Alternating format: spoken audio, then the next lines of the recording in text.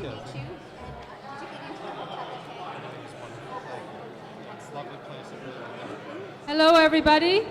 Thanks for reaching out. Welcome to the Chancellor's Colloquium, everybody. It is my pleasure to introduce you to our Chancellor, Dr. Kevin Lynch. Kevin became King's 14th Chancellor in September of 2013. Born and raised in Sydney, Nova Scotia, he studied at Mount Allison, the University of Manchester, and McMaster University before beginning a career as an economist with the Bank of Canada. He went on to serve in several roles within government, including the position of Clerk of Privy Council, Secretary to the Cabinet, and Head of the Public Service of Canada. He served as Executive Director of the International Monetary Fund in Washington and is currently Vice Chair of BMO Financial Group. He believes that a strong liberal arts foundation shapes leaders for a changing and uncertain world, and that's why we love him. Please welcome Dr. Kevin Lynch.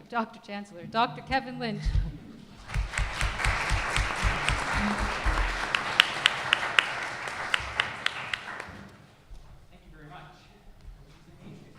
It's a real pleasure to be here today. I must tell you, the kind of degree of preparation for this colloquium was absolutely minimal, so we're going to be winging. It's sort of like if you had improv theater last night, you're going to have improv colloquium this morning. The topic, which I just made up and nobody else saw, was it's a profoundly changing world out there. Are we really ready for it? And that's what we want to try and talk about. What's so exciting, though, is not the topic, but it's actually our four panelists. Because we have four King's graduates who live and work around the world. And so the topic about how is the world changing, what does it mean, I think gives us a perspective from four wonderful graduates who studied here, but now live and work in that kind of changing world. So what I'd like to do, if I can, is ask the panelists to introduce themselves, as much to actually give you a little bit of a sense of what they've been doing since they graduated. And then I'm going to talk for a little bit and just give an overview of my perspective on the world is changing. And then I've got a series of kind of common and specific questions to the panelists. Then we're going to open it up for questions from all of you here, then actually see if we can get some discussion going amongst the panelists. And then I'm going to end up with, always have a common question, so I'll tell the four panelists what it is. And it is, if you were Prime Minister for a day, what is the one thing you would change about Canada? So they can think about it in advance. So why don't I start on my far right. Don, why don't you tell folks both who you are, but more importantly, what you've been doing since you graduated from King's? Sure, it's working well. So my name is Don Harrison. Currently, I am Vice President of Corporate Development at Google. Since King's, I graduated from King's in '94. I actually graduated in '95 because I was a little bit late in getting my honors thesis in. And so, although I like to claim to be a '94 grad, it's actually '95. I then woke up, realized I had a degree in philosophy and political science, and had to go off to law school because I couldn't think of anything else to do. Law school at University of Toronto, where I started working afterwards at a law firm called Davies, Ward and Beck at the time, now Davies, Ward, Philip and Weinberg. I sort of did have a bit of a transformation. I was a decent student, but never a committed student. And I have some classmates in the audience that I'm sure can share stories that confirm that. But when I started working and I got on a few projects, and you sort of realize that I sort of loved mainly the deal at that point, the corporate deal. It enthused me, it got me motivated, and I began a career of, focused on M&A, but also on corporate deals generally, capital raising transactions, financings. Davies, introduced me to the initial public offering of a technology company, and I really got a kick out of that. But it also introduced me to this massive, giant 407 bond project that took years and years and quickly drove me to realize I wanted to go to a place where they just did technology and I didn't have to review leases for months and months on end. And so I ended up in the Silicon Valley working for a law firm called Wilson Sonsini. Wilson Sonsini, I became attached to what was a very small company at the time that no one really wanted to work for, called Google. And Google became my only client. And then in 2005, early 2005, the firm pointed out to me I should work for other clients. And I said I didn't really want to do that. And so went and joined Google, where I have been for almost 10 years now. I have had a variety of roles there focused on international government relations, securities, M&A, corporate governance, but about 2 years ago gave up being a lawyer and now on the business side run our group that does mergers and acquisitions, investments, and special projects. And that brings me to today. Thanks very much, Chancellor. I'm Amelia Hadfield, or Amy in private life. I graduated in '96. I don't think I had a sort of thesis slippage. Might have helped anyway. I went on and did an MA immediately at Dalhousie the year after in history, British history in particular. And I think the opportunity to work as a teaching assistant as early as my MA gave me the teaching bug, although I may not have been wholly aware of it at the time, but it certainly bit deep. After that, I went over to England for a couple of months, and then I had the opportunity to move on to Brussels. And I hadn't been in Brussels more than a month or two doing a bit of research, and I walked past a door that said the University of Kent, and I thought, that's odd. I was fairly sure that I was in Belgium. How did that get there? And I knocked on the door, and this enormous Canadian opened it, which was even more idiosyncratic. And he basically grabbed me by the scruff of my neck and said, "Would you like to do a PhD in international relations? Of course you would," and threw me up the stairs. And I really didn't escape for sort of 4 or 5 years, emerging, oddly, with a degree wholly unrelated to my first two. So a lot of bridge building there, but I enjoyed it. And also, whilst in Brussels, I had the opportunity to learn a lot about the institutions, which were just beginning to sort of come to fruition at that time. I worked for the Energy Charter Secretariat, which, as everybody knows, of course, is the secretariat devoted to defending one of the most important energy treaties in Europe, European Energy Charter, and the subsequent treaty. I was in the law department, so a strange kind of overlap there, but possibly more with another colleague. And I found I enjoyed law more than I expected to, and I really found I enjoyed energy security and European energy security. Tremendous. I got a really kick out of that as well. After finishing my PhD, I went back to the University of Kent's home base, which is in Canterbury. And the first thing I was asked when I was applying for the job was not, do you know anything about international relations, but do you know where France is? I said, yes, I'm pretty sure it's in Montreal, right? So after that, I found myself doing a lot of international partnership connections between the University of Kent and universities in France and Germany and Belgium. And what became sort of an administrative part of my profile wound up almost entirely dominating why I was there. A few years after that, the siren song of the European Union proved too delicious to resist. I found myself back in Brussels. So I've had 7 years in Brussels teaching on EU foreign policy and EU relations with Canada as well. And just last year, I decided that I'm happy to teach on the EU, but I decided to return back to Britain. So right now, I do politics and international relations at Christchurch, which is a Church of England Foundation university with an awful lot in common with King's. So I'm very much looking forward to the debate. Thank you. Thank you, Chancellor Lynch. I had a bit of a circuitous route to the place I am today myself. After graduating from King's with a degree in classics and medieval history, myself and a group of fellow alumni immediately formed a small theatre company that was based here in Halifax, the Chestnut Tree Theatre Company, where we were recipients of a Canada Council grant. And being a lovely collective, we imploded fairly early on. But it was a wonderful experience, and most of the members of that Chestnut Tree Theatre Company are still working professionally today in the theatre, so it's always great to see what they've continued to do while I went off and did different things. I then, after that, did an MA here at Dal, also in the history department in 20th century British cultural history, as a bit of an about-face, again, from the undergrad. I have varied interests. So I'd finished that and then went to Switzerland to do a hotelier diploma to study food and wine, because I thought that was what I really wanted to be doing, which fetched me up in New York in 5-star hotels, and soon learned that that really didn't inspire me very much. I'm also a much better consumer than I am a producer of that side of thing. Anyway, so just as a odd happenstance, I ended up working as a locally engaged member of the United Kingdom mission to the United Nations, particularly doing policy work for them when they had the presidency of the European Union in 2005. And for the first time, we're looking to have cheap labor, essentially, that they didn't have to pay rent for on their apartments and things like that. And it was supposed to be a short gig that turned into 6 years, where I represented the UK and often the European Union in the General Assembly's Committee on Administrative and Budgetary Affairs, which means UN management reform, essentially. So it's not the sexy stuff of Security Council, peace and security, humanitarian affairs, but it's about how you try to make the UN itself function better. We would negotiate, obviously, all the budgets, the peacekeeping budgets of the UN, but various management reform initiatives in that context. And eventually then I joined the Secretariat itself of the UN, and so for the last 4 years I've been there doing the same work, but from the other side, still working through the intergovernmental process, but trying to help the UN become a better enabler of its core business through changing very slowly. It's a long process of reform. And I'm currently policy advisor to the Undersecretary General for Management.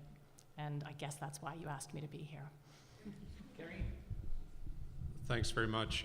My name's Kareem Mahmood. I grew up in Calgary, came out to Halifax and did FIP in the mid-1980s, so I guess I'm the old person on the panel, Kevin perhaps accepted. Right. After I finished 3 wonderful years at King's, I was fortunate enough to, with the support of people here, to go to Christchurch at Oxford and did a law degree there. And after doing that, I came back to Dell for a year, did an LLB degree here. Would have loved to have stayed out in God's country, but given that my last name is Mahmood, not Mahood, I thought it might be a bit difficult to stay in Nova Scotia. So I ended up going to Calgary, decided I wanted to be an oil and gas lawyer. Calgary was the right place. It's where my parents lived. I did that for about 5 years and started doing more and more international work. As you may know, oil and gas, until quite recently, tends to be found in fairly interesting places. So I was traveling a lot from Calgary, and I was recruited to join the World Bank and became a lawyer there and was based with them in South Asia, and then started doing other things in the energy space. I did oil and gas, I did privatizations, I started doing power projects. I did that for about 4 or 5 years, started working in a number of countries in Asia, and then was asked to join a firm in Hong Kong. I worked there for 4 years rather, and then I moved back to Calgary because we had 2 kids at that stage and wanted them to go to school where I did in Calgary. We were in Calgary for 9 years. I practiced at a large law firm there, and again did oil and gas work. And after that was finished, we moved to London 5.5 years ago. I was just finding the travel from Calgary was difficult. And I'm now a partner at an international law firm based in London, doing energy work in various countries. I've worked in over 40 countries internationally, and really a lot of what I do and how I do it is down to this place here. So I was last here in 1991, so I'm very grateful to be back. And thank you for having me on the panel. Great. Well, one thing I think the 4 introduction shows how nonlinear career paths are today. And one of the things I want to come back to is talk a little bit about education and careers in today's world, because they're certainly different than they were in my time. And the question is going to be, what are they going to be for the next generation of King's graduates as well, looking ahead. So we'll turn that. I'm going to actually go a little bit, and I pass out a presentation. I always worry about how much time to take, and I want to tell you just one experience that I've never forgotten, just to show it was a horrible experience. On timing for presentations, I was the Deputy Minister of Industry a while back, and we were about to open, this was 1998, 99, and the Government of Canada was just about to open the Sudbury Neutrino Observatory, which was Canada's first big science project in a very long period of time. And Professor Stephen Hawking was due to come over because it was meant to see and prove several of his speculations about neutrinos and what it meant for the meaning of the cosmos. And Prime Minister Chrétien was due to introduce Stephen Hawking. There were 3 Nobel Prize winners there to talk about how exciting and important this was. And I was just the bureaucrat who was carrying around the Prime Minister's opening remarks and paying very little attention to anything other than getting a picture taken with Stephen Hawking and myself.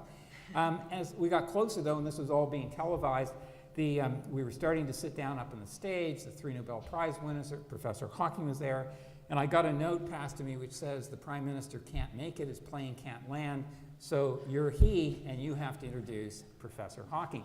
So we're seated down now. The first Nobel Prize winner is up babbling away magnificently about what this meant. And I was looking at the notes now for the first time, and they went on for 20 pages and said absolutely nothing. It was just dribble. And so I was starting to throw physically pages under my chair as the second Nobel Prize winner gets up. He's even more impressed with the third. My time came. I staggered up to the mic, and in about 30 seconds, managed to get out, kind of welcome Professor Hawking. We're extraordinarily privileged to have you here. Went back to my chair, mortified, sat down, and the Nobel Prize winner on my left whacks me on the knee and says, I thought too loudly, well done. And so I turned to him and said, unfortunately loudly too, I said, well done. I said, absolutely nothing. He said, nobody expected you to say anything, but nobody thought you'd be brief. And in that I learned expectations management. So today, unfortunately, I'll guarantee very little substance, but perhaps not the brevity. So I'm going to talk a little bit about, it's a profoundly changing kind of world, and we'll try and get this into the conversation we have with our 4 panelists. And I guess the most important part of it is, it's 2 parts. One, the world is changing, and I think it's going to continue to do so. And the question for us in Nova Scotia, Canada, and around the world is, are we ready for it? And I would argue that we're not ready in Canada, and other parts can kind of worry about it. And I think we have to worry about that lack of preparation. And I think sometimes we confuse, in a sense, going in the right direction with going in the right direction at the right pace. And the world is changing. You can be heading in the right direction at 20 kilometers an hour, but if the world is changing at 40, you're still falling behind. And I think particularly here in our part of the world, we have to worry about it. The first kind of page of the presentation really tries to give you a sense of context. And I would argue that the changes that we're seeing, they're not just economic. They're structural, they're sociological, they're technical, they're changing the way we communicate, they're changing the way we do business, do government, do politics, do almost everything.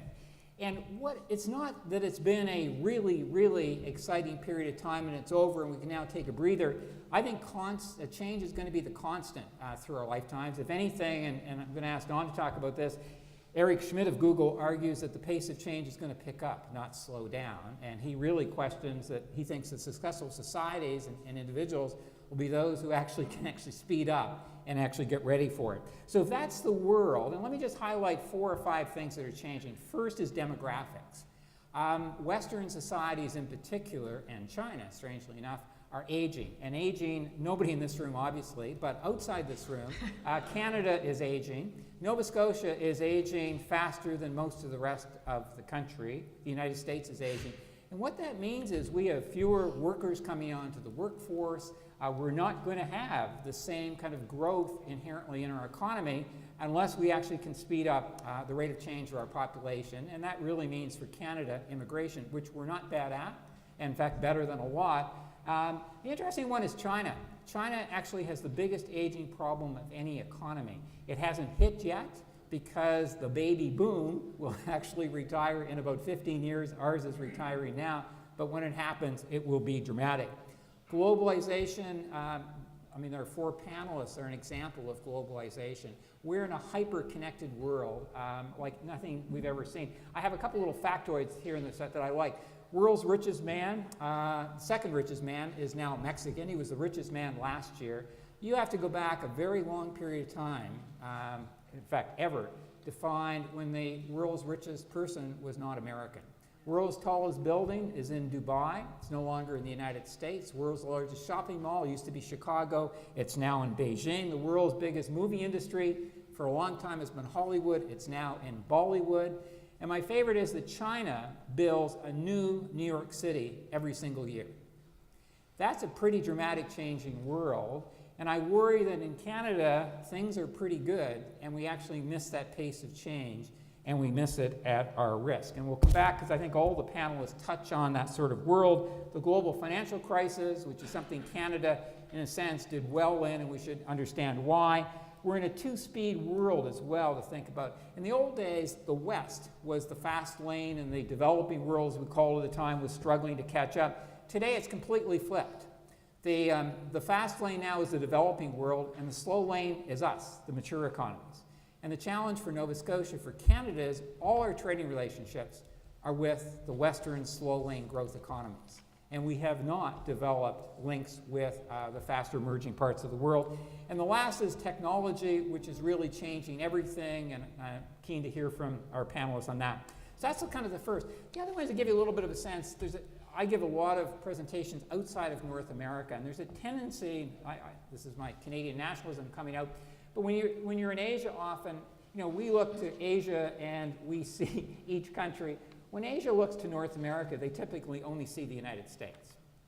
And there's a tendency to think that North America is pretty homogeneous. Actually, Canada is quite different. And what I've put in the package for you to have a look at if you're interested in, the Pew, which I think is one of the world's best research organizations, has done some attitude polling, Canada, US, but also 26 other countries if you're interested, and asks a common set of questions. The kind of heading of the Pew research is one continent, two very different public moods. And they're struck by how totally different Canadians and Americans are on every single question and attitude that was asked to them. In a strange way, and this is pretty Canadian, and any Nova Scotian here, if there's any Cape Bretoners, so you understand, Canadians are much more optimistic about the present and much more pessimistic about the future. The Americans are much more pessimistic about the present and much more optimistic about the future. The one that I think we should all worry about in the various attitudes is, and it's one of the few things we have in common with the United States now, strangely enough, is that if you ask Canadians or Americans whether they think their children and their grandchildren will do better than they, only about 27% of Canadians think their kids will do as well as they will. That's actually a very worrisome thing. Because if you think about the momentum of mobility built into our societies, our cultures, it's that you could always hope that your kids would do better than yourselves. And that's not the mood now, and it's not the mood in the United States either. We should worry about that. The third one, because I actually think we, again, underappreciate how much technology is changing our lives.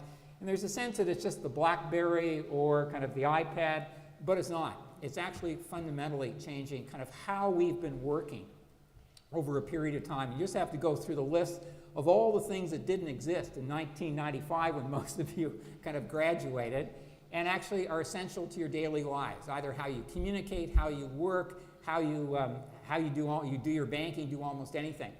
The question is, what's going to happen next? And this is where Google and Eric Schmidt and a number of others at the point that we're not at an asymptote. We haven't kind of, in a sense, we're not in a pause point now. We're actually at an inflection point. And technology is going to ramp up again. And there's a list in here of the disruptors to come. But the point that people are making is this next phase of disruption is actually going to disintermediate jobs that have never been affected before, white-collar jobs, lawyers, economists, accountants. You go through the list. Because smart technology, big data, smart analytics can affect those things. So again, in terms of business, academia, government, since we can't change the fact that disruption's coming, do we want to be the disruptors? Do we want to be on the disrupting part? Or do we want to wait around and be disrupted?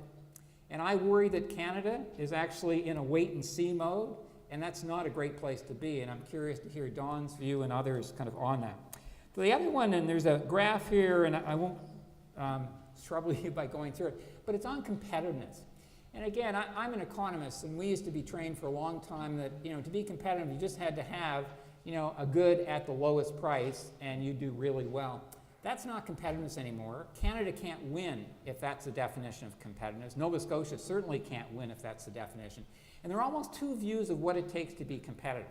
One is that you produce a standardized good at the lowest possible price and at huge scale. And that's not North America anymore, that's not Europe, that's Asia, that's South America. We can't compete in that world. Canadian consumers actually profit from that world, but we can't compete. The other competitiveness, though, is producing highly individual products with highly innovative processes in ever new markets. The iPad's a great example, BlackBerry's a great example, there are all sorts of ones. And that actually takes entrepreneurship, that takes creativity, that actually takes an educated workforce, that takes innovation. And that's what we train people to be at King's, at Waterloo, where else, but that's a different paradigm. And if you look through the list of how are we doing at the bottom, and I compare Canada, US, but I also list the top 5 in 9 categories of what's it mean to be competitiveness in an innovation, education world. The United States doesn't beat us in all, and we don't beat the United States in all. What you see is the 4 or 5 top countries aren't the biggest in the world. They're the ones that actually focus the most on education, on entrepreneurship, on innovation. And they are the Swedens, they're the Finlands, increasingly they're the Singapores, they're the Hong Kong. And so it doesn't mean that you have to have size and enormous scale, but you have to have focus. And the question we have to ask ourselves as Canadians is being pretty good good enough? Because we're pretty good. But is that good enough for the world that we're going to be in the future? I don't think it is, but that's one of the questions we're going to have to ask ourselves. The next one is brands, and I actually love the issue of brands. On the right-hand side, all the polling we did when I was in government was, and you read this once a year in the paper and you feel really good about it because Canada is actually one of the most admired countries in the world. But our brand is that we're nice.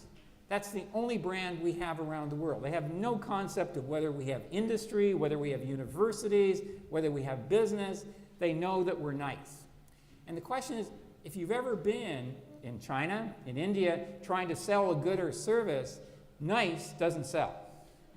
And we don't think it's just nice. I have a list on the left-hand side of what our brand potential is, and that's true whether you're a university trying to sell student placements, research partnerships, whether you're a company, whether you're a government trying to do trade agreements. Canada actually has enormous assets, but they're not part of our brand. And I think we undersell not just the country, but if you're a Canadian company, we have no iconic world companies. When you go into China, you don't go in as the Bank of Montreal, you go in as a Canadian bank.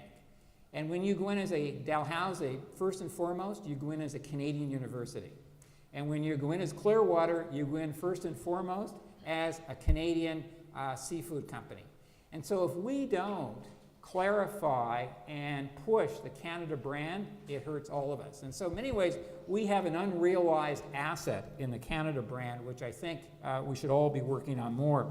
I have 3 more. Next is social harmony. Again, in the world that we're in now, I don't think there's a big difference between economic policy and social policy. In fact, it's hard to believe that you can run sustained competitiveness in an economy if you don't actually have sustained social harmony. Social harmony is interesting. It's the ability for economic mobility.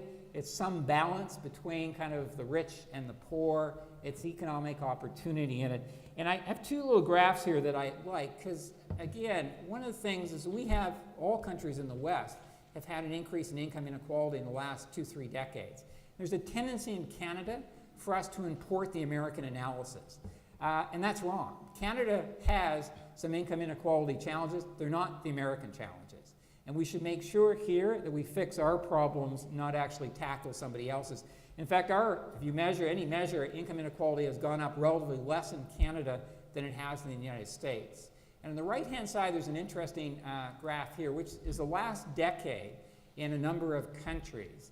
And it looks at the difference between the median, if there are 34 million Canadians, it's kind of 17 million, versus the average.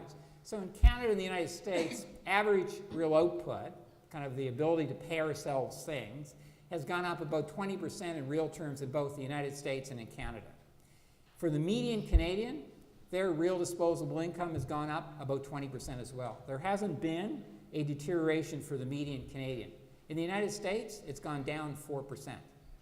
So a median American, that's kind of right in their standard of living today is 4% lower than it was a decade ago, although the economic output of the United States is up 20 times.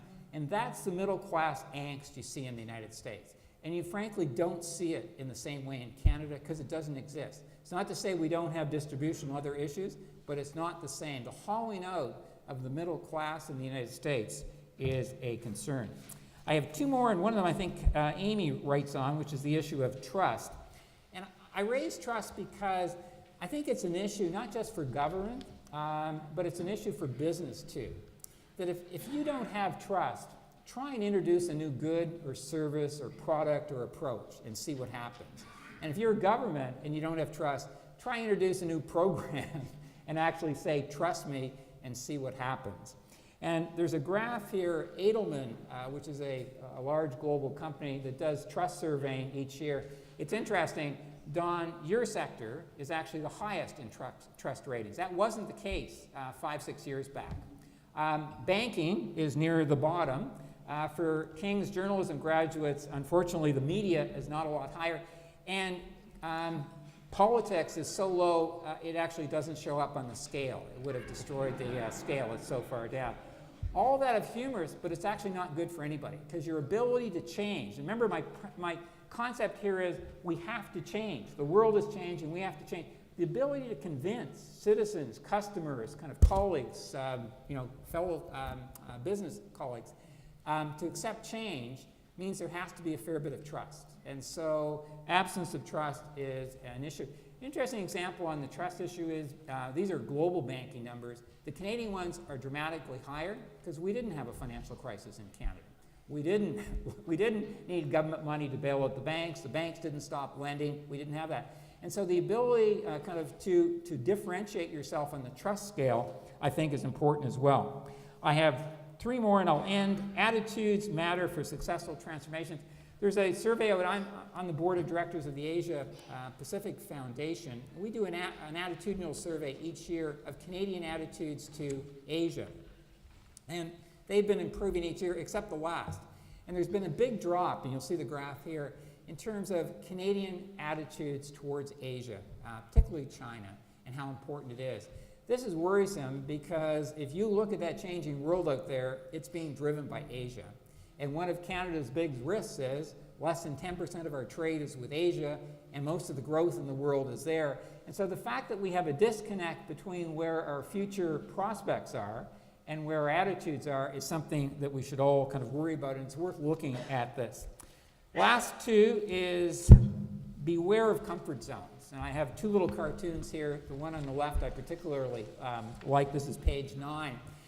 And I think the challenge for us as Canadians is it's very comfortable in Canada right now. We avoided the financial crisis. We don't have the hollowing out of the middle class. We don't have a Detroit in Canada.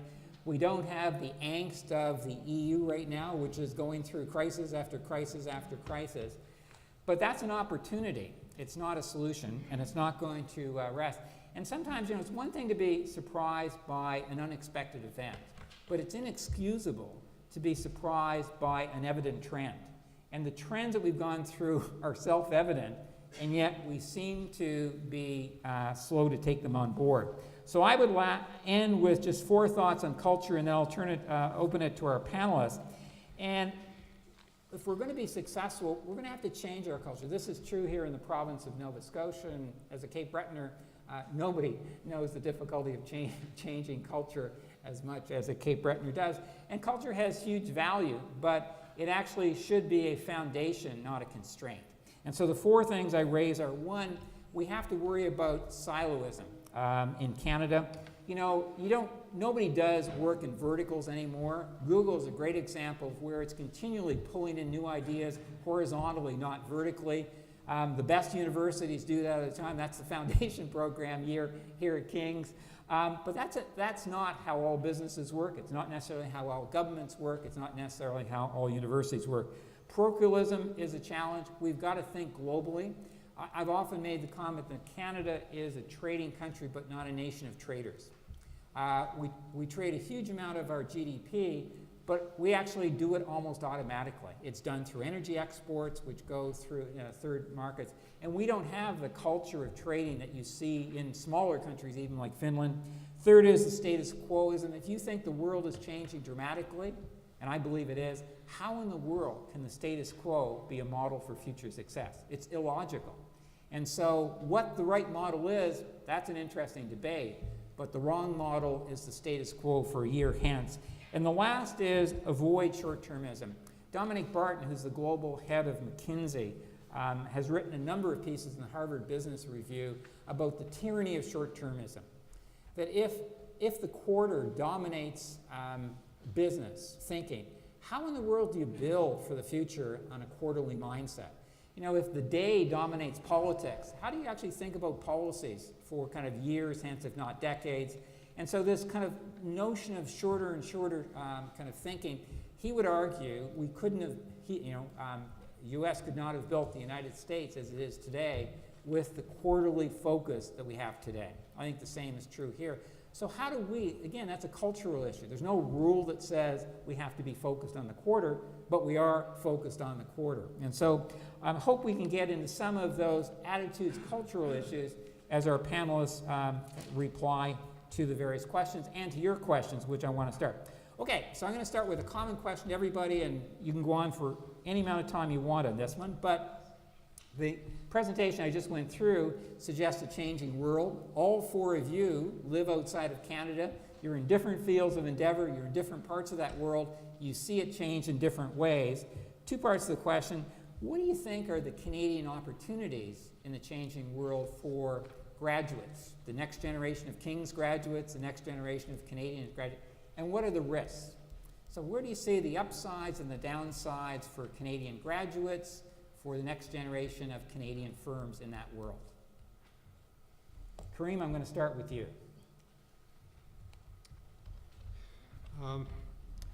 I'll preface my answer, if I could, with just a very brief comment. Is that all right, Kevin? Sure, no, go anywhere you want.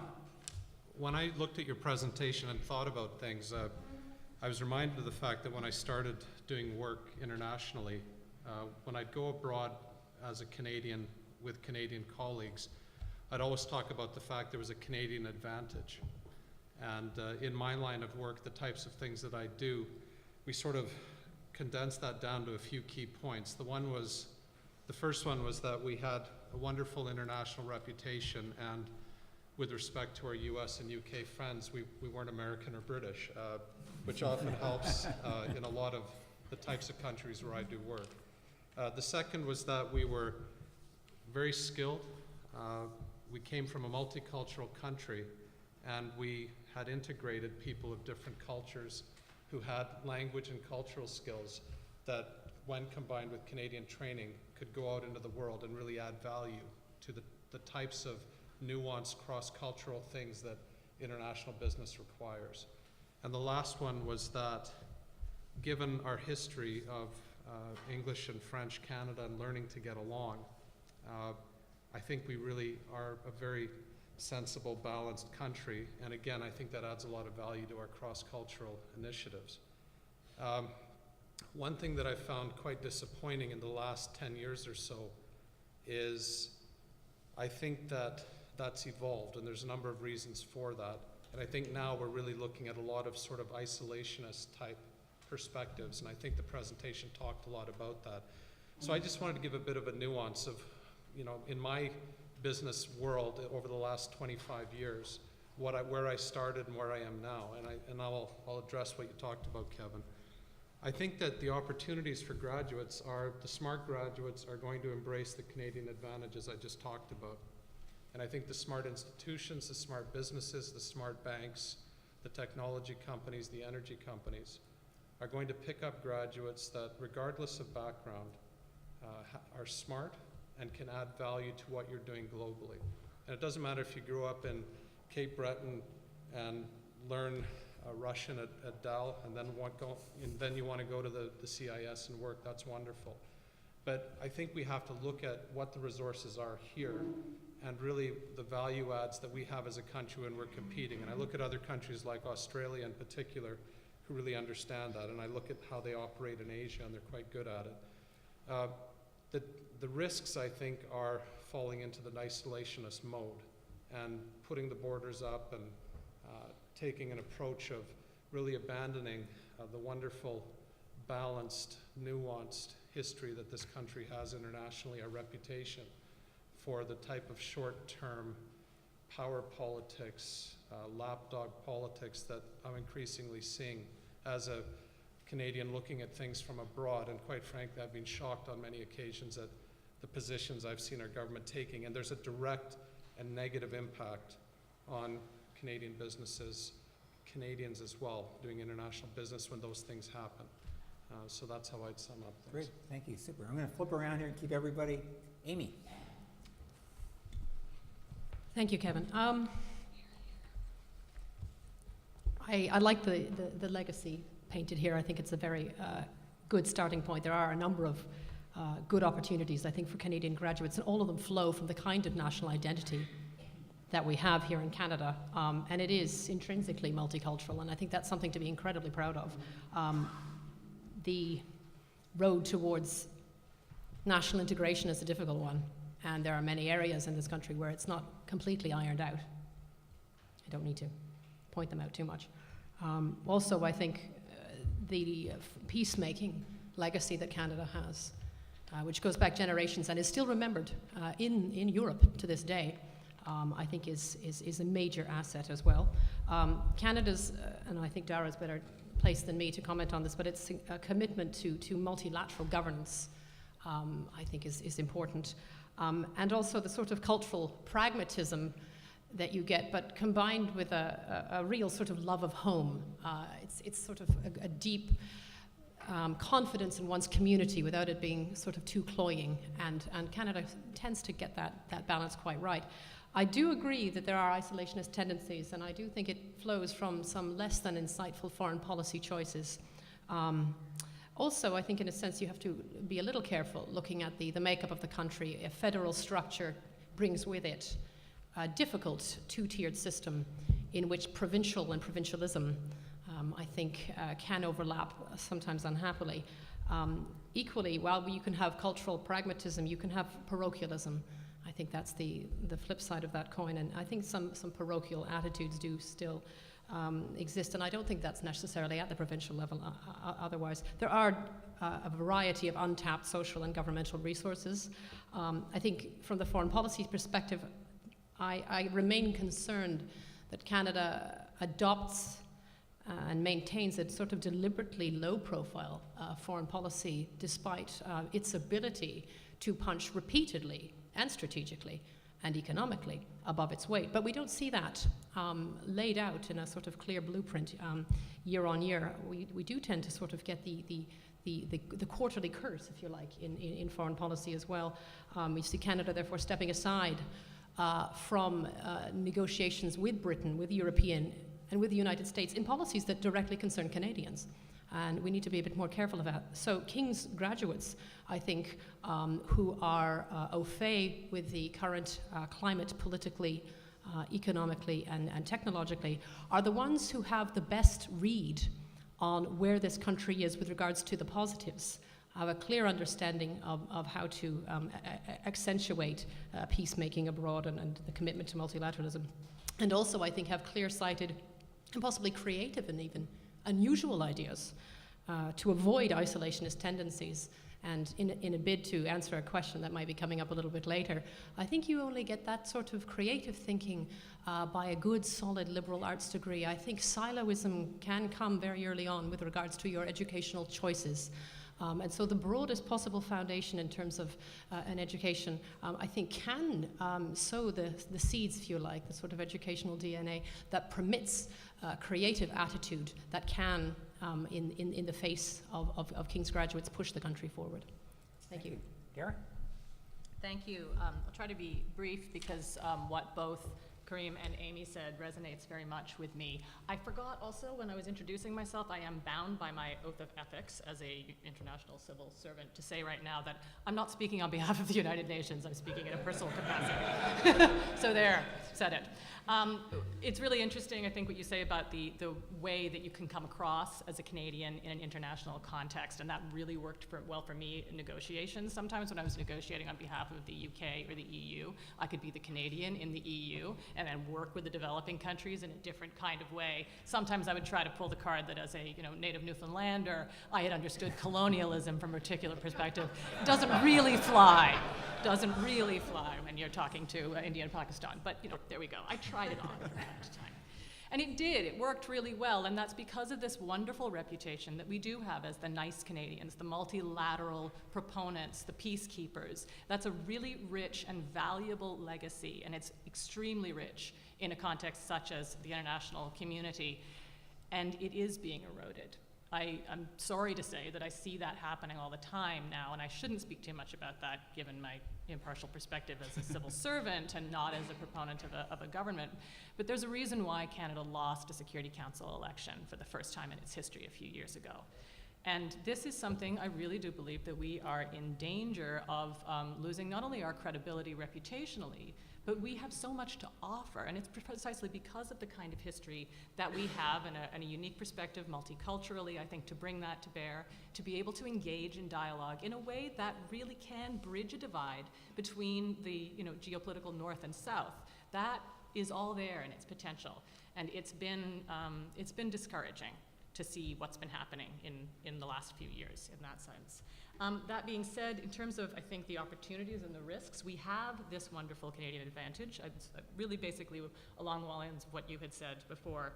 We have the ability, I think, to be able to use our liberal arts foundation. You don't need, hard skills are easy to acquire. Anybody can pick them up, really. But when you have the kind of foundation, the education that we have, particularly in the liberal arts, you can turn that into anything as long as you've got a certain sort of smart adaptability that's there. But I would agree with Kareem that I think the risks are in terms of the isolationism. Don, sure. The world. Sure. So my comments, generally reflect, but I'll connect it to sort of the tech industry as opposed to government. But the first thing I'd say is it isn't just friendly. We're viewed as hardworking, and generally smart. So I think the beaver, actually, we've succeeded in projecting that as our image across the world. But this, look, I think that in order for tech companies to succeed, for any company to succeed these days, they need to adopt different organizational models than we've had in the past. You need organizations that are not hierarchical. The hierarchy doesn't work any longer because there is so much information out there that you have to trust small groups of individuals or individuals that are close to the knowledge, close to the information to be able to make decisions. And so you build organizations that focus on hiring the smartest people, that distribute knowledge broadly, that trust those closest to the knowledge to make decisions, and that move with a sense of speed. This requires consensus. Sometimes it requires you to override consensus or to move forward, but generally speaking, we and most organizations I think that are successful try to reflect a consensus mindset, and Canadians do well in this setting. And for all the reasons that were discussed by the other panelists, we tend to be consensus-oriented, friendly, respectful of views, and allow pros and cons to emerge in a way that allows organizations to make good decisions in the technology space. I'd say, what are Canadian opportunities? I get asked this question a lot, does Canada make the bar? And I always try not to answer that question because I first of all, I'm not placed well to answer the question, but I also think that the right question is, does Canada have individuals that can make the bar? And it does in spades. I mean, there are some of the best technologists coming out of Canada and have been coming out of Canada for the last 20 years. So, we do have an educational system that's producing great people. I mean, we and I need to say the same thing as Dara. I'm here, Don Harrison, in my personal capacity, not as a representative of Google. But we recently bought a guy named Jeff Hinton out of bought a company out of the University of Toronto. It is a different model. It is. You shouldn't buy people. Who came out of the University of Toronto, who's one of the foremost authorities on artificial intelligence, and he's now a Googler doing extremely well. So Canada does produce individuals of exceptional quality that are capable of succeeding at the highest levels. My company has a CFO who's Canadian. My predecessor in my role was Canadian. Head of HR that's Canadian. Head of real estate that's Canadian. So the country produces the right preconditions. What are the risks? I do think there's a tremendous risk in mindset here. Psychologists have noted, and I think this might be particularly true with Canada, that you tend to value what you have more than what the future offers. And so we need to, I think as a country, evolve our thinkings about not what we have, but about what we could create and try to foster that active creation. How does Canada as a society contribute to that? It contributes through education, through broadband, promoting the sciences, promoting engineers. And I'll add with a final note on that. When 300 years ago, you used to think you would send, one child to the military, one child to the clergy, one child into politics. Now you need to send 2 of your children to be software engineers. And I would highly encourage, especially if software engineers are going to rule the world, which it seems that they might, that you encourage your daughters to be engineers. Because I would like to see a world where, if it is ruled by software engineers, at least 50% of them are women. So there we go. Thanks, Don. And one we'll come back to. I mean, in many ways, in the positives, you raise the risk, which is that Canadians are extremely employable anywhere in the world. The issue is, why aren't we creating more of those companies here in Canada with those extremely well-trained, creative, entrepreneurial things? So we'll come back to that if we can, because I think it's great that we produce them. It'd be even better if we had more homes for them or created the opportunity for them to create businesses here in Canada as well. So how we find that mix going forward. I'm going to turn, if I can, to specific questions, but everybody can jump in, and then I'm going to open it up more broadly. I'll start, Kareem, with you. You're in the energy space, oil and gas. And it's an important issue for Canada, as you well know, for this region as well, potentially, depending on whether we export oil or gas from the east coast of Canada, what happens off the coast of the east coast of Canada. But the broader question is, the world's going through an unconventional energy revolution. The demanders of energy now aren't the traditional ones.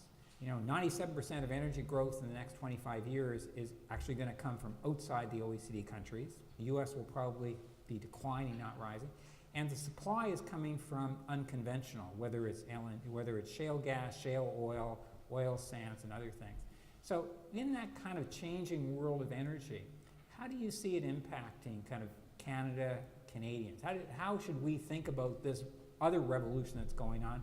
Partly technology, partly that globalization that we talked about. Yeah, I'm actually very optimistic for Canadians. We have some of the best minds in the energy business are oil and gas engineering schools. The University of Calgary and others are top-notch. The innovations that we have in Canada, in the oil sands, in the offshore, in pipelines, in shale gas are world-class. The way that we regulate our energy business is amongst the most responsible in the world and is often copied globally. It has allowed me to go around the world, and people inevitably ask, well, that's nice advice, but how do you guys do that in Canada? And so for that reason, I don't see it being a problem at all for us. And I think it actually is going to reinforce our ability and people from Canada who get that exposure here, who want to go global and are in organizations that allow them to go global to do that. So I'm very optimistic. I don't think that's going to be a problem at all. In fact, I think it will give us a competitive edge. Are we going to be exporting LNG from the East Coast and the West Coast soon? I think a lot is going to depend on non-technical issues. I think a lot's going to depend on issues related to the Supreme Court decision, or rather the lower court decision in BC around land rights ownership. On the West Coast, that's a major issue. I think on the East Coast, it's going to be about responsible development and doing things in the right way, in a way that Canadians are comfortable, and the regulators as well. But as I said, I'm very optimistic. And I think that the energy flows are changing in the world. I think the US, through shale gas, is becoming now an exporter. I've worked on LNG projects that were designed for import of gas, and within 5 years, they're now being turned around for export of gas. So that's positive. And I think, again, from a Canadian perspective, from a King's perspective in terms of graduates wanting to be global, I am very optimistic. Dara, you work at the UN. Nero Rubini, who's kind of one of the great gurus of kind of international kind of policy, has a neat line that he was using at Davos this year, which is that in the 90s, we had the G1, the United States. By the end of the 90s, we had the G7 at the leaders because we needed a little bit more. With the global financial crisis, we produced the G20 because we had to bring China and others in because, in a sense, Europe and the United States had imploded. And he argues today we have the G0. Nobody's in charge. Do you think that's true? And more broadly, where do you see global governance? We're, on the one hand, extremely globalized, right? Every business operates everywhere. But actually, we haven't really changed our governance much since the late 40s when we set up the United Nations, the World Bank, and the International Monetary Fund. Why this gap between globalization on the economic and people flow side, and in many ways, very little, further governance on the institutional side? It's a good question, and I think we are in a bit of a G0 at the moment. Partly, I think the tension comes because we had set up this organization, such as the United Nations in a post-Second World War, obviously that reflected the power structure of that time.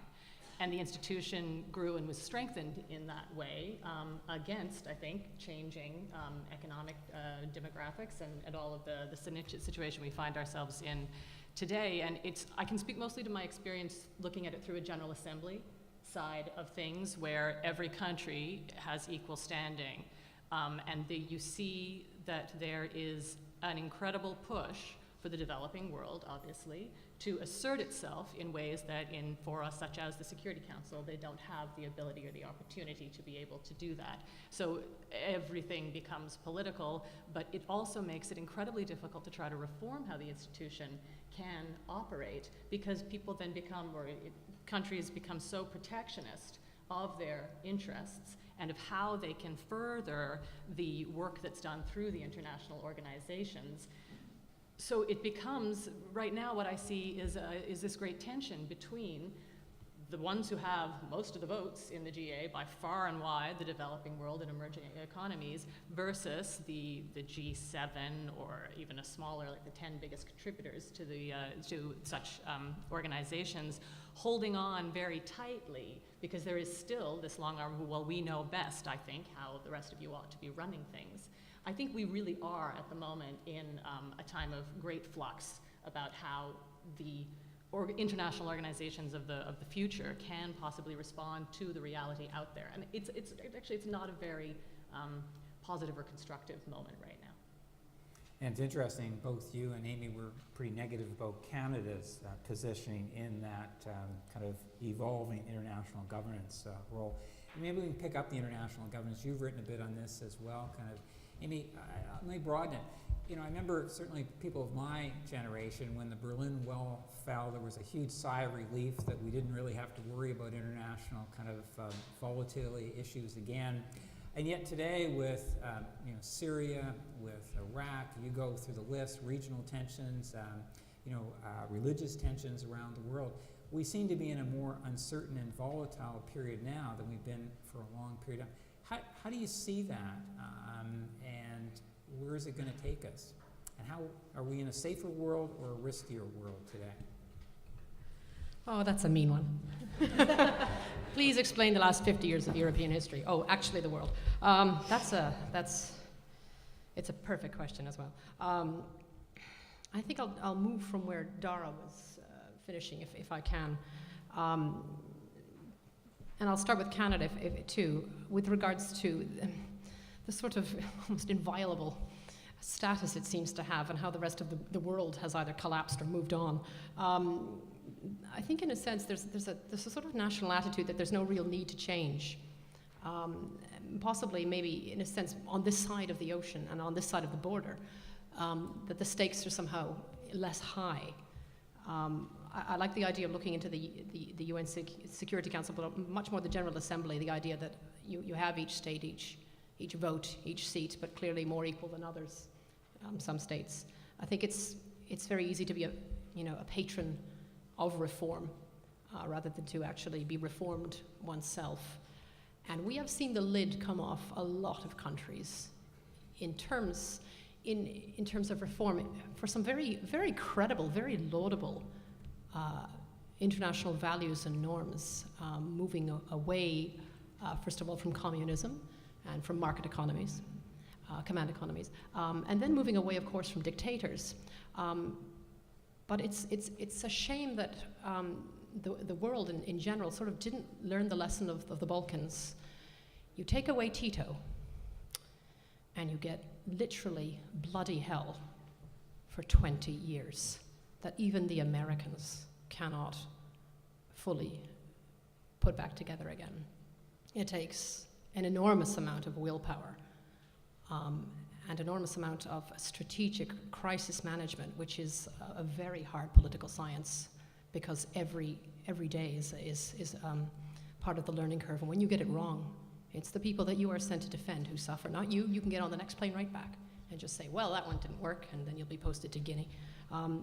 But it is not good enough. And Canada has, I think, a tremendous duty of care, because it didn't get dragged through the communist hell, in a sense. It's a wee bit of a proxy in that sense. It has been European in attitude long enough to have earned its stripes in foreign policy terms. Checkbook diplomacy is not good enough. That is not how to reform the third world. And we have seen the third world, like the Balkans, like Syria, like Iraq, blow up, because we have not seen enough dedicated social and economic structures. Very much the kind of point that Kevin was making earlier, that the two have to be hand in hand. Some areas have done well. I know it looks large and bureaucratic from the outside, but as Churchill said, jaw is better than war, and that is exactly what the European Union is about. Again, I'm careful not to speak, doing enough consultancy in the European Union as it is, too much for them.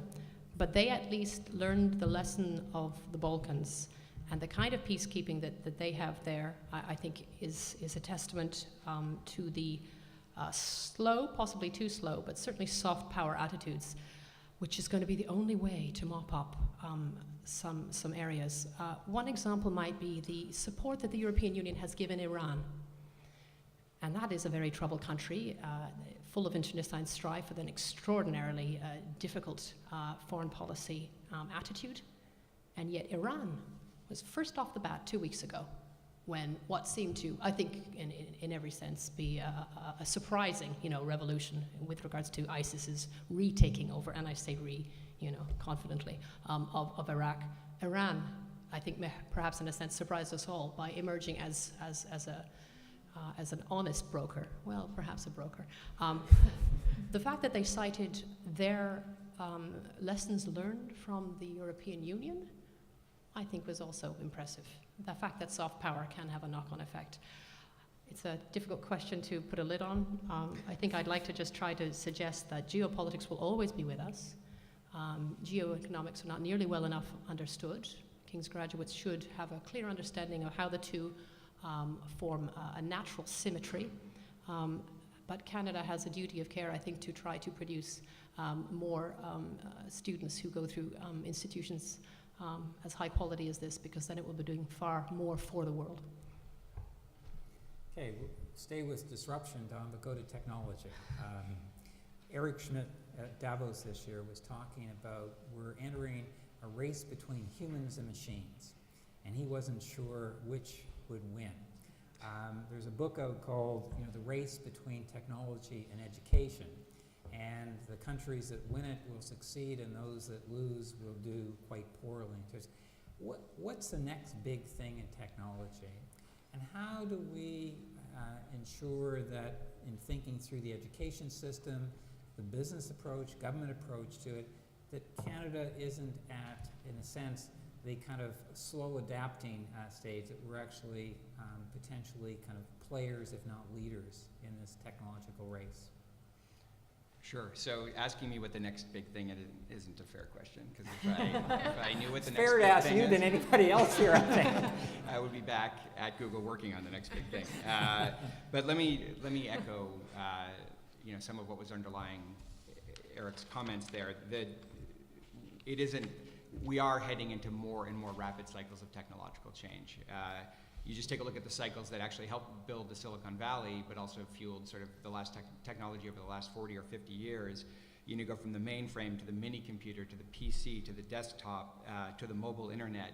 In each case, and Mary Meeker noted this in her Internet Trends presentation, which I encourage everyone to read, that in each case there's been an order of magnitude of adoption of these devices. We had about 1 million mainframes. The desktop, when it reached its peak, had about 10 billion. The mobile internet, there will be 10 billion devices shipped by the end of this year that contain some that are mobile and connected.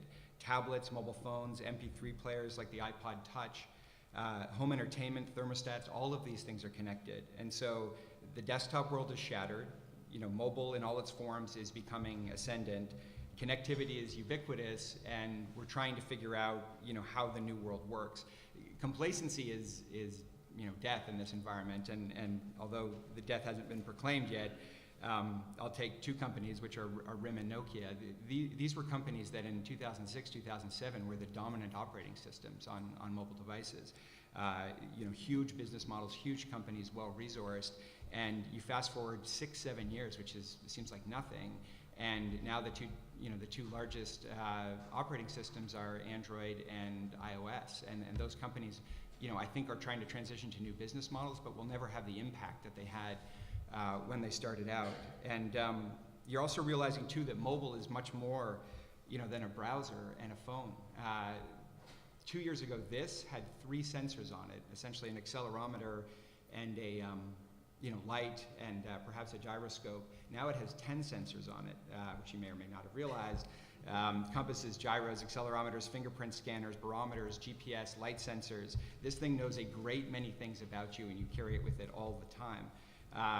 The emergence of new business models that take advantage of this, essentially a full communicator, computer in your pocket that understands you and know you, that is just beginning.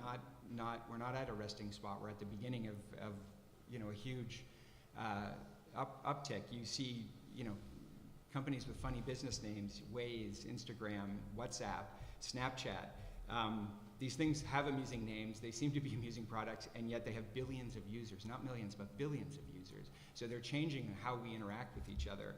And the interesting thing about it too is that the larger platforms, Apple, us, you know, Facebook, all need to pay attention to this, because you're seeing sort of an unbundling of the internet here. People like just one-tap apps. They like just interacting with their phone by pressing a simple thumb down on it, and that's causing people to migrate away from large platforms and into these small app-like experiences. And so even large companies need to, you know, like RIM and Nokia, need to pay very close attention to these trends and stay on top of them. You know, generally that's how I think of why we need to change. You had a second part question though, which was?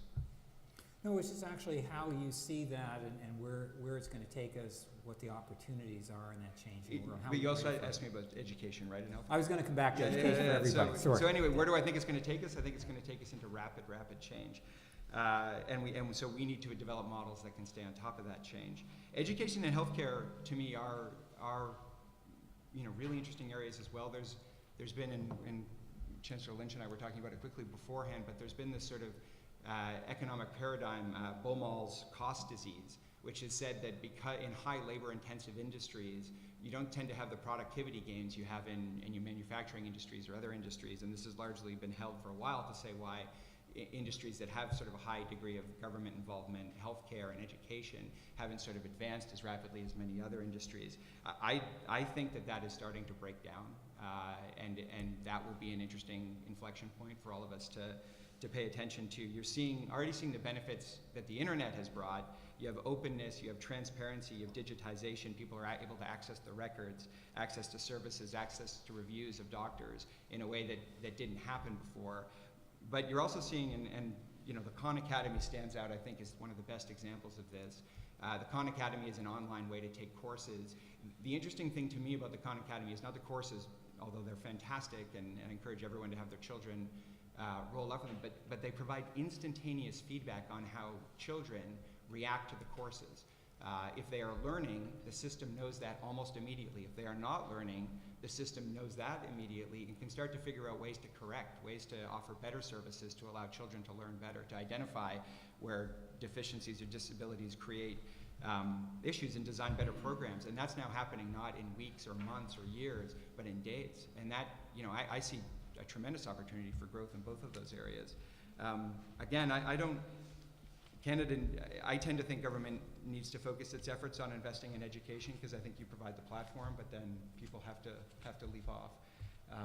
But I think that those two areas in particular, we're at an inflection point, and we'll see tremendous growth in terms of how technology affects the delivery of services. I mean, you mentioned kind of the pace of change. The company that's in Chapter 11 today is Kodak.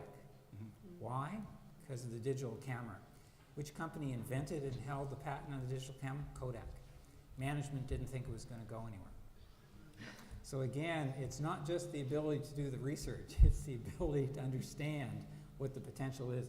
Let's open it up now. You've got a sense of the breadth of the interest, work, and insights of our panel. Let me open it up to your questions. You can direct them to individual panelists or to anybody. Somebody has to start. Usually, I'll make a quick comment, sorry, but just your last Sure. comment there, just because it occurred to me. One thing I would say, organizations, you can't trust that they're going to be able to identify the next thing because it's really hard to identify the next thing. What you can embed in an organization, anything, a business organization, is a willingness, and we talk a lot about the fact that we say embrace failure, and I've said that and will continue to say that, but it's really embrace experimentation.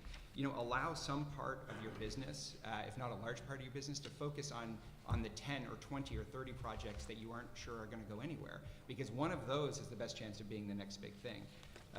Building that into your model, building that into how the organization works, that constant allowing of small groups to conduct experiments is a really important organizational thing, and not being afraid of those experiments as well. I think the gentleman way up the back about his... Eric's not allowed to ask questions. Thank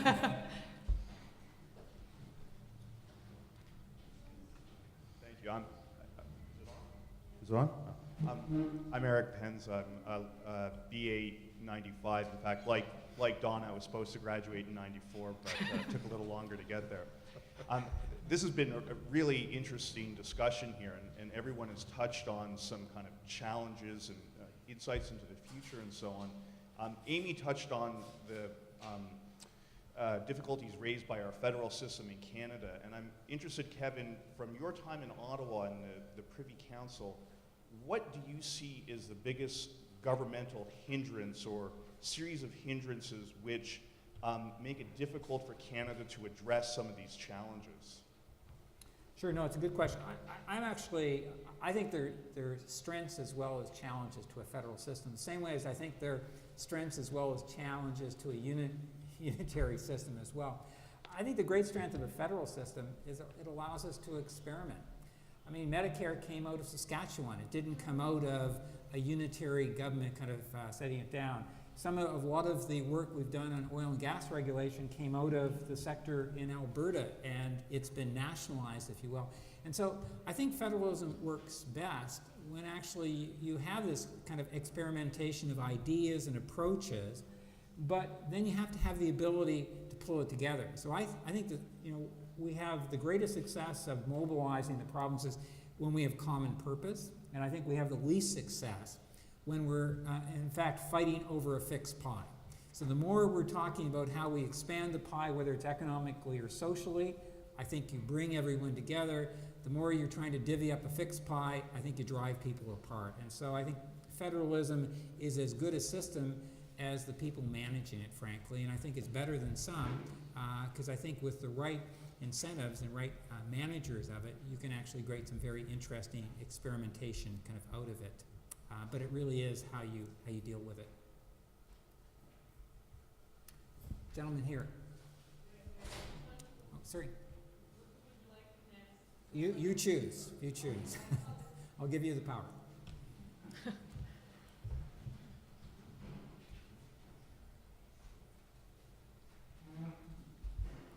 How do you do? Michael Nickel. Don, I have a question for you. I think this might be on behalf of a lot of people in this room or over a certain age.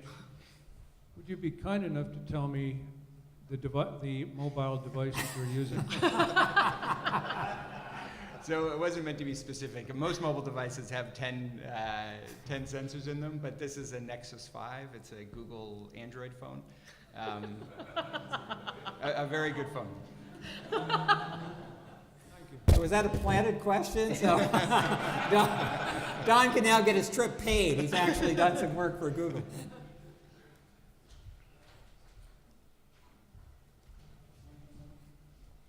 Laurel Levert, BA Honors 1989. My question for any of the panelists is about Kings today and Kings tomorrow. How, based on everything you've shared with us, and especially the notion around disruptive technologies, and under the assumption that Kings never will, God willing, enter into the STEM subjects, why is Kings relevant today, and how does Kings retain its relevance for tomorrow without losing that sense of wonder that it fosters? Great. Why don't I start with Kareem? It sounds like it's one for all four, so. Sure. It's a great question, and a very FIP type of question, actually, which I think is wonderful. The fact that we had the rigor that we had, the fact that we had exposure to the minds that we had in our tutorial groups, Angus Johnson, Henry Roper, Dr. Hankey, etc., and I'm dating myself a bit here, meant that whenever you've got to think outside the box, you have the ability to look at things from, to my way of thinking, a number of different perspectives, because most problems are multifaceted. They're not purely economics, they're not purely technology. There's a lot of different pieces, and given the way FIP was set up, I think it really taught us at a very young age to look at things quite holistically. And it also taught us that the answer wasn't always an obvious one. And so to my way of thinking, those tools really enable our graduates to have the edge. I think what they have to do is bolt something onto what they do after King's. And I think that's what Dara was talking about, where, you know, the hard knowledge you can pick up later, but the way that you think, the way that you approach things, the way that you work in groups is a Canadian quality, and it's a very strong King's liberal arts FIP quality. And so I think our graduates are really well placed if they can get the right hard bits to add value to the world if they do it properly. Darren? Really nothing more to add to what you've just said, as long as we also have our sense of wonder, as well as that hard rigor that came through. There was nothing really that I've ever experienced sometimes that was as scary as a FIP tutorial or an oral exam that I've ever, found later in life. And to be able to, acquire that kind of ability to think collectively as well as individually, to be exposed to the sort of things that we were with the primary texts alone. But yeah, we can learn the hard skills later. We do need to be practical about certain aspects of it, but we've got it all here. Amy? Thanks, Dara. I echo the sheer terror of the oral. Nothing can wholly prepare you for that. At the same time, it is a most wonderful method of examination, and I think students here at King's who have gone through and have survived, hopefully many more than who have not, would take with them a really supreme skill. You can see this in negotiation and mediation. You can see it in all sorts of other sort of practical aspects. The tutorial system here is really second to none. I think that is a pedagogic gem that King's alone can lay claim to at least this side of the border. As also with the foundation year program, I mean, it is intrinsically interdisciplinary. So you do get, as Kareem said, this holistic introduction at an age when you are effectively, even if unintentionally, being educated in a very siloed fashion. And again, this is what you were mentioning before, Chancellor, that you have to be a little bit careful to not sort of fall into the individual disciplines. And FIP pushes hard from the beginning against that instinct. And it's really only 10 or 20 years later that you realize the tremendous sort of tour d'horizon that it presents you with, and it's not just the content of it, it's the very form, it's the sort of interlinking of all these ideas. It does take you 20 years for FIP to sort of distill down, and you sort of somehow wake up 20 years later going, yes, now I get it. If I can, I'm going to try to quote as accurately the very wonderful late Father Kraus, who I think taught a lot of us here, a lot of different things. In the speech to which I had to reply in graduating in 1996, and they're words that will stay with me forever. He said one of the greatest things about King's is that it has a deep reverence for tradition with a lively interest in the ability of tradition to affect change. It took me a long time to sort of figure out what that means culturally and practically and pedagogically. And only King's, I think, has that very particular, exquisite ability. So it's something that should be cherished. Someone asked me just outside before I came in, what my memories were of getting the oral examination at King's, and I honestly don't remember anything. It's like I remember walking into the room, and then I remember leaving the room, and everything else is just completely. The terror of it is like wiped out of my mind. I honestly can't recall a single moment of my oral exam. But anyway, I agree with the panelists. In my ideal world, 2 of your children are being pushed to STEM. The 3rd is going to King's, and for a lifetime, hopefully that 3rd will cause the other 2 to see the big picture, to have the context of the experience that we had here. I mean, it has really prepared me for my life and the success I've had drawing on the critical thinking skills that were installed here, and so it's an amazing program. I'll give you the Governor General has a wonderful kind of paradigm, which is what we need in our post-secondary educational system in Canada is we need inclusivity, because we can't afford as an economy or society to have folks not educated. We have to have excellence, that it's not quantity being educated, it's quality, and it should be kind of excellence and inclusivity, and also differentiation. And this is where King's, I was one of the directors of the Canadian Tourism Commission in the mid-90s, and we had a great slogan, which was my favorite ever, which is "The world needs more Canadas," which I believe to be true. And I think, Karim, you put that. But I also think Canada needs a King's, which is not everybody is going to go to King's, but we've got to have a strong university like King's in Canada that is actually available to kids from coast to coast to coast, because it does provide a unique and differentiated education, and we would be a poorer country if we didn't offer next generations kind of the experience that we offer here at King's. Okay, next question. Kevin. Yes. Is it on? Yeah. It is. I want to bring you back to your page 4 in statistics. Okay. Reflects back the fact that I'm an engineer despite graduating from King's.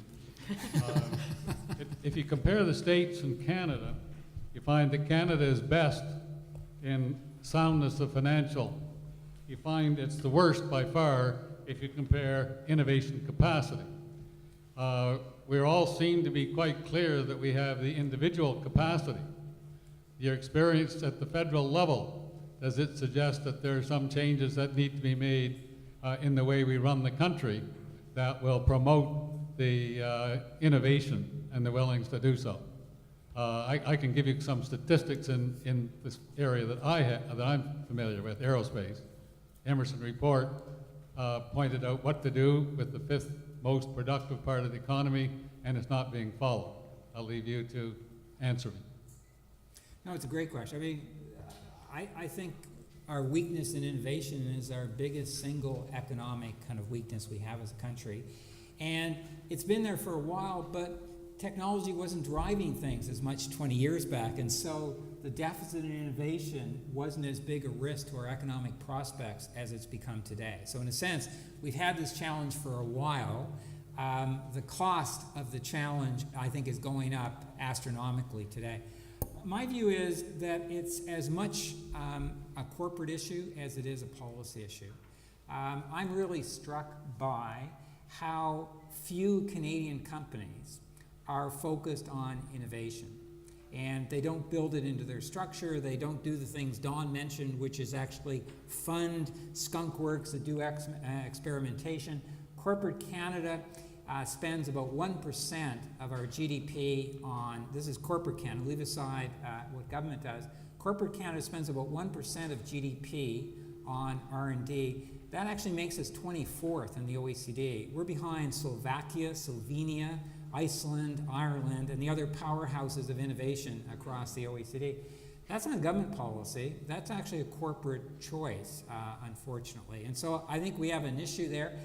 The strange paradox about Canadian innovation in the business sector in Canada is we can all point to extraordinary Canadian entrepreneurial innovation success stories. They're here in Nova Scotia, they're right across the country. So in every single sector, we produced a RIM, we produced something, but they're the exception, not the rule.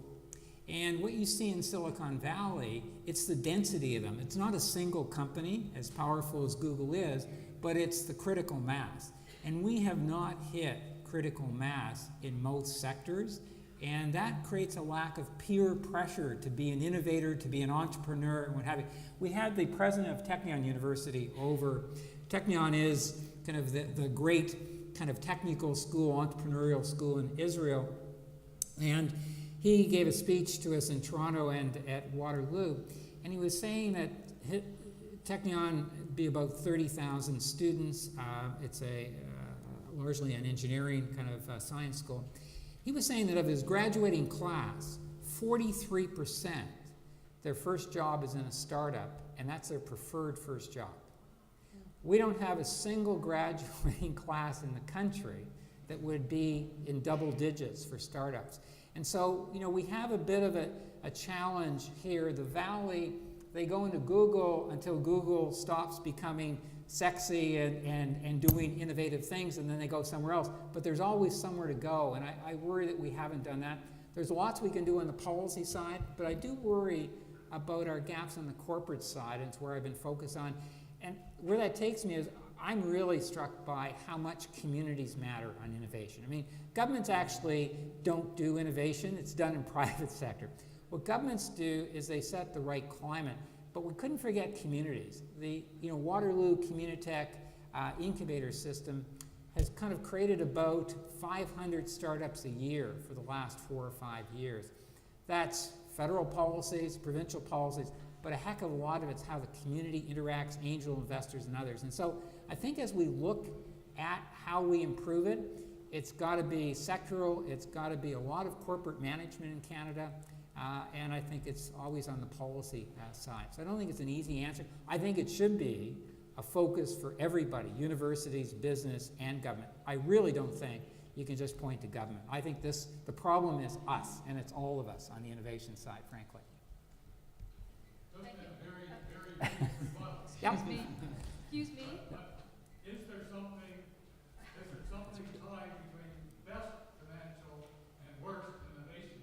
And I would suggest that the role of government is to set the environment which will allow the innovators to come forward better than they do now. But I agree with government should do that, but I think all of us should do that, frankly. I think universities should do that. I think business should. I just don't think we do it, to be honest. And I really, I really worry when there's a problem as profound as our innovation failure, and we actually look to somebody else. And I think we're going to do better at solving it if we look to all of us and do it collectively. And that's my only kind of point. Unambiguously, we have a problem. Now, before we end, if I can have 2 minutes, I have one last question to ask our panelists.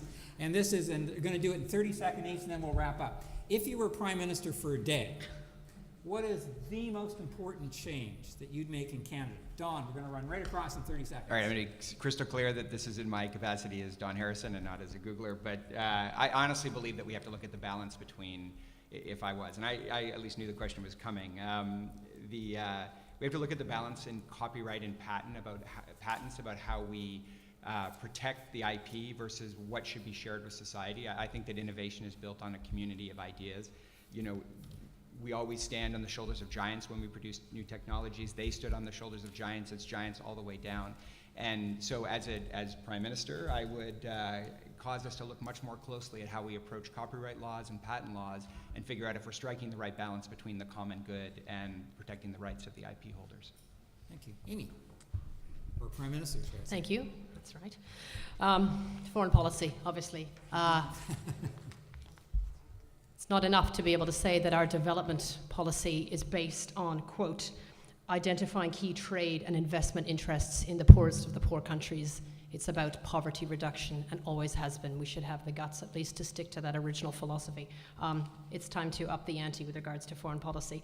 I think Canada should reflect on the decision for pulling funds away from the Commonwealth Secretariat, which it has done, and I don't think in a sense, in a way that reflects its ability to work as a formidable and active partner, and has in fact undermined not only its reputation in the Commonwealth, but the efficacy of the Commonwealth itself. And finally, I think it should work obviously more with the European Union in terms of diplomacy, particularly with Ukraine, given that there's an enormous, perhaps I think the largest Ukrainian diaspora here in Canada. It's time for Canada to step forward, working to burnish its foreign policy credentials, particularly with the European Union. The time is now. You snuck 3 in under one banner. That was well done. I am Prime Minister. Foreign policy as well, not only in terms of development and improving, restoring our multilateral ability, our approach, stop hiding behind the hawks of the United States. That's all I'm going to say. I'd get a new Minister of Foreign Affairs.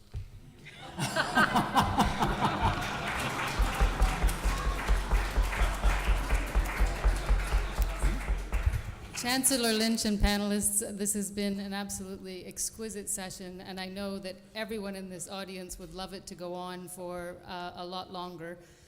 There is a wonderful thing about King's is that there's a journalism school as well, and upstairs there's, well, they're not all journalists, but there's a session with authors, King's authors, at 3 o'clock, and I feel I owe it to them to allow those in the room that are going to that session to go.